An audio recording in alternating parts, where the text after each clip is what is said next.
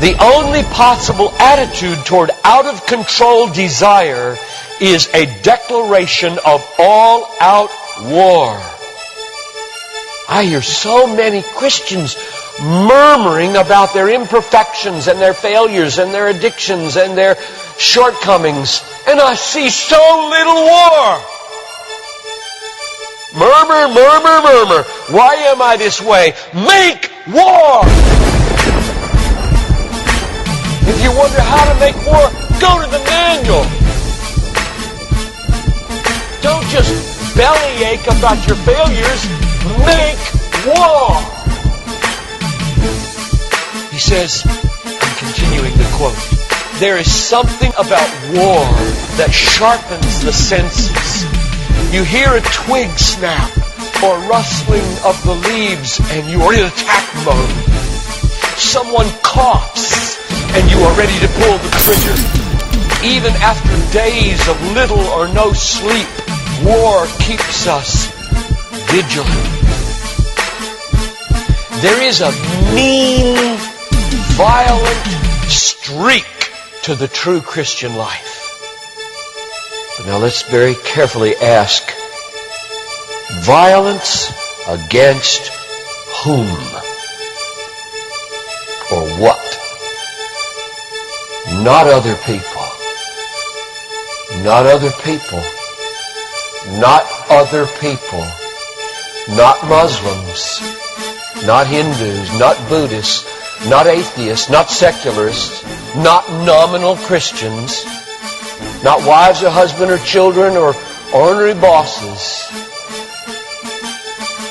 But on every impulse in our soul to be violent to other people. Violence, a mean streak in Christianity, against our own selves. And all in us that would make peace with sin and a settling in peacetime mindset. We make war on that in us. It's a violence against all lust in ourselves. All enslaving desires for food, caffeine, sugar, chocolate, alcohol, pornography, money, the praise of man, approval of others, power, fame. This is our enemy. This is where we make war. It is a violence against all racism in our souls, all sluggish indifference to injustice in our souls, a violence against all indifference to poverty and indifference to abortion in our souls.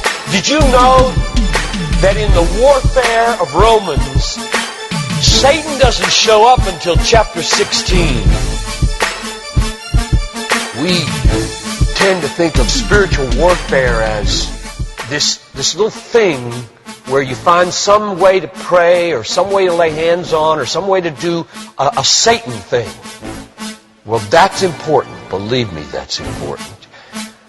We war not against flesh and blood, but against principalities and powers and world rulers of this present darkness and spiritual hosts of wickedness in the heavenly places. That's important. But you know what? It's not nearly as important as this. Because the only foothold Satan has in your life is your flesh and your sin. Nobody goes to hell because of Satan. The only reason we go to hell is sin.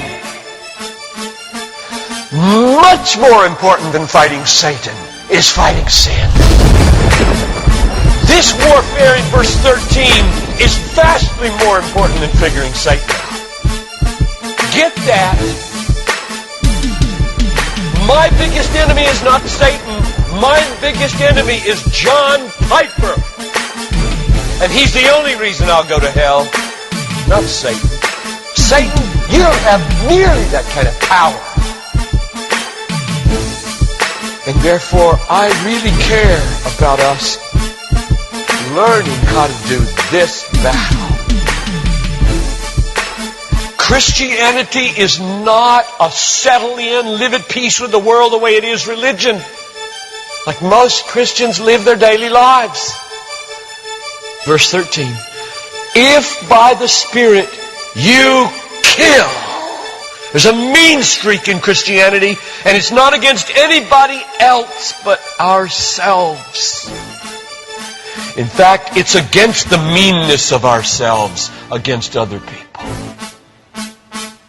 If you feel like you're a mean person against others, a harsh person, a critical person, you know your problem? You haven't learned to make war.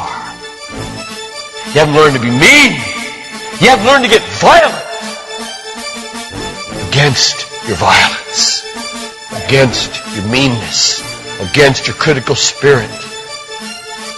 And you complain of it, talk about it, but have you made war 24/7 against it?